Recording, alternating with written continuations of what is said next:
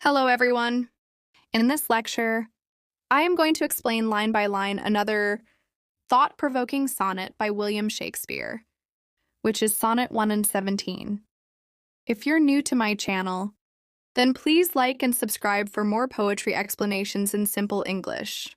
But before I start explaining it line by line, let me give you a short background of this sonnet. In this sonnet, Shakespeare speaks directly to his beloved, possibly a close friend or romantic partner, whom he fears has been hurt or angered by his actions. In this sonnet, the poet admits to his faults. He says that he has neglected her love, spent time with strangers, and even gone far away from her, both emotionally and physically. He knows that these actions may have caused her pain or made her doubt him. But at the same time, he asks for understanding and forgiveness. He tells her that even though it may look like he was unfaithful or careless, his real goal was to test the strength and loyalty of her love. He says that his actions were not meant to betray her, but to see whether her love was unchanging and pure and strong. He gives her the right to be angry and judge him, but begs her not to hate him completely, because in the end, his intentions were to prove her love, not to destroy it. Now let's start it line by line. Accuse me thus, that I have scanted all. In this line, Shakespeare is saying to his beloved, you can blame me for not giving you everything you deserved. The word accuse means to say that someone has done something wrong. The word scanted means to give too little of something or to not give enough. And all means everything he was supposed to give, like love, time, care, or attention.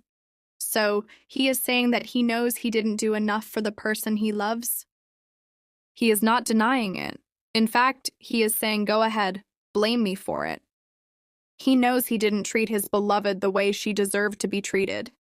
Simply, he is addressing his beloved and saying, blame me for not giving you the love, attention, or care you deserve.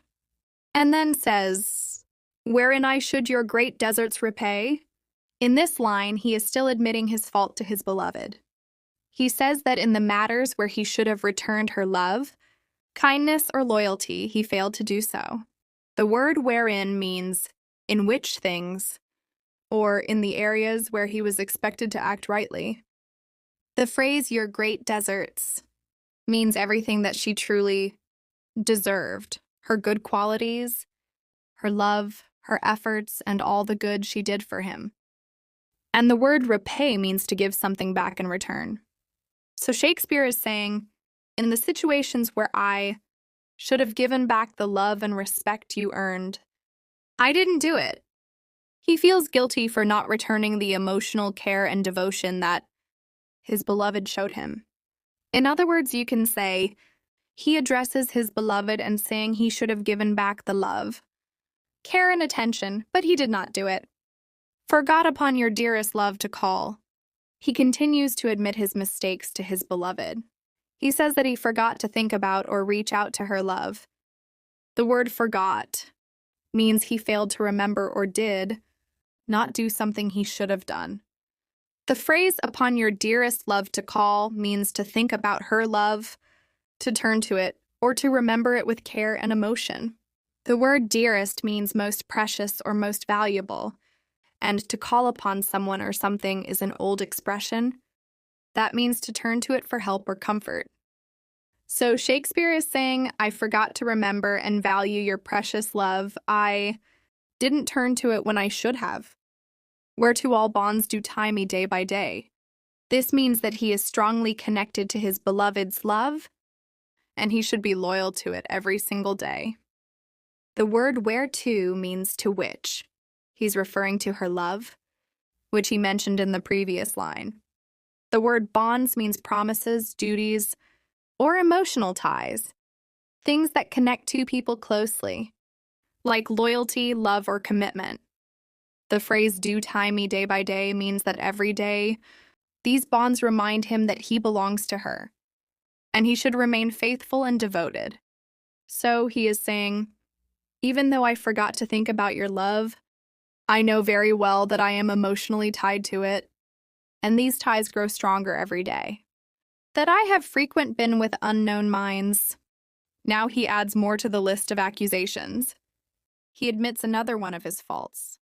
He says that he has often spent time with people who are strangers or who are not close to him emotionally.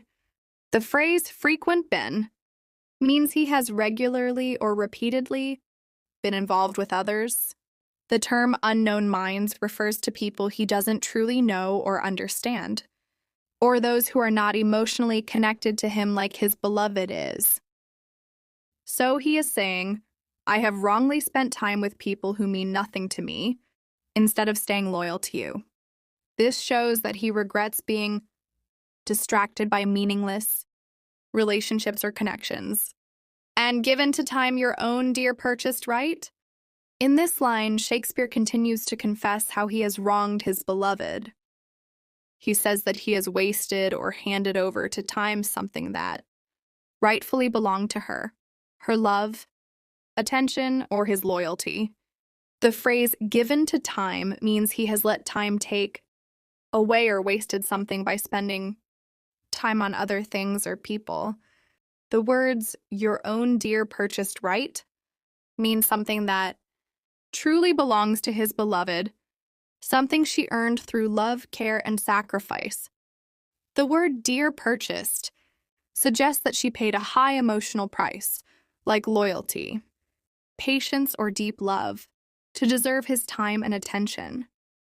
So Shakespeare is saying, I gave away the time and love that should have been yours, even though you earned it with your deep and true love, that I have hoisted sail to all the winds. Here, he uses a sailing metaphor. It means that he has let himself be carried away by many different things, instead of staying loyal to his beloved.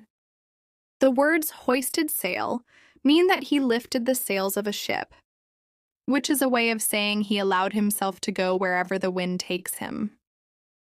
And to all the winds means he let himself be influenced by many different people or situations, not staying steady or faithful.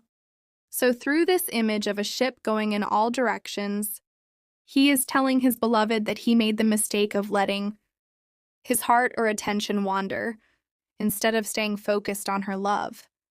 He is honestly admitting that he acted without direction and didn't stay true to her. And then says, which should transport me farthest from your sight. In this line, Shakespeare is continuing the sailing idea from the above line. He says that the winds he allowed himself to follow, meaning the choices he made or the people he spent time with, were exactly the things that took him far away from his beloved. The word transport means to carry or move from one place to another.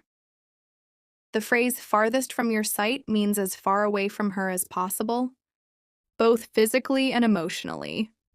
So he is sadly admitting that his actions pushed him away from the woman he loves, even though he should have stayed close to her. He regrets that he let things guide him away from her presence and love. Book both my willfulness and errors down. Now he is telling his beloved to write down or record all the wrong things he has done. The word book here means to list or write down, like making a record. He asks her to write down both his willfulness, which means the things he did on purpose, knowing they were wrong, and also his errors, which are the mistakes he made without meaning to. So he is saying, please don't leave anything out. Include both the things I knowingly chose to do wrong and the times I messed up without realizing it. This shows that he is fully accepting responsibility for all his actions, both intentional and unintentional. And unjust proof surmise accumulate. Now he is telling his beloved that even if she has only a little bit of real proof of his wrongdoings, she can go ahead and gather more suspicions on top of it. The phrase unjust proof means based on real evidence or facts, and surmise means a guess or suspicion, something that is not fully proven. The word accumulate means to collect or pile up. So he is saying, even if you only have some small, true evidence against me, it's okay if you also add your guesses or doubts about me on top of that. He is not fighting back, he's letting her judge him freely, even beyond what's fully proven, because he knows he has hurt her. Bring me within the level of your frown. In this line, Shakespeare is telling his beloved that she has every right to be upset with him. He says she can go ahead and be angry or disappointed, and he won't argue. The word frown here means not just a sad face, but a look that shows she's upset with him. When he says, "Bring me within the level of your frown," he means she should treat him like someone who deserves her anger. He is admitting that he has done wrong, and he is ready to face the consequences of her feelings. He's not asking for forgiveness, yet just accepting that her disappointment is fair. But shoot not at me in your wakened hate. He is gently asking his beloved not to hurt him out of anger, even though she has every reason to be upset. The word shoot is a strong image. It means to attack or lash out, like someone using a weapon. And wakened hate means hatred that has just been stirred up or awakened because of his wrong actions. So he is saying, please, don't let your hurt feelings turn into deep hatred and lead you to say or do something cruel to me. He understands that she might feel betrayed or angry, and he accepts that. But he's hoping she won't take it so far that she completely turns against him. In simple terms, he is saying, I know I hurt you, and you're angry, but please don't hate me or try to hurt me back. Since my appeal says I did strive to prove, in this line, Shakespeare is saying to his beloved, the reason I'm asking for your forgiveness is because I was actually trying to prove something, not to hurt you. The word appeal means he is making a request or pleading with her. Basically, he is asking her to listen to his side. The phrase I did strive to prove means I was trying hard to show something or put something to the test. So he's explaining that his actions, which may have seemed wrong or unkind, were not done to betray her or push her away. Instead, he was trying to find out something important. He wanted to see if her love was strong, loyal, and true. He's saying, I know it looked bad, but I had a reason. I wanted to see if your love would last even when things were difficult. He's trying to make her understand that there was a purpose behind his mistakes. The constancy and virtue of your love. He finishes his defense here.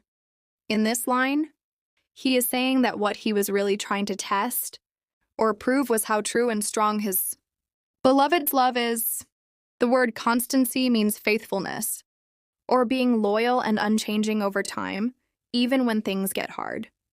And the word virtue means goodness, purity, or moral strength.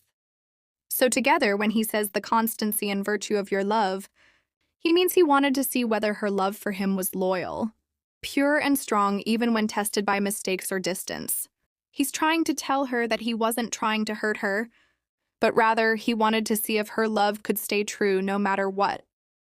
Finally, this sonnet is Shakespeare's way of saying, yes, I've made mistakes, I've neglected you, and I've wandered, but don't hate me. I was only trying to test your love to see if it was real. I hope you've enjoyed this line-by-line explanation in simple and clear language. If you did, don't forget to like and subscribe to my channel for more poetry breakdowns. Thank you!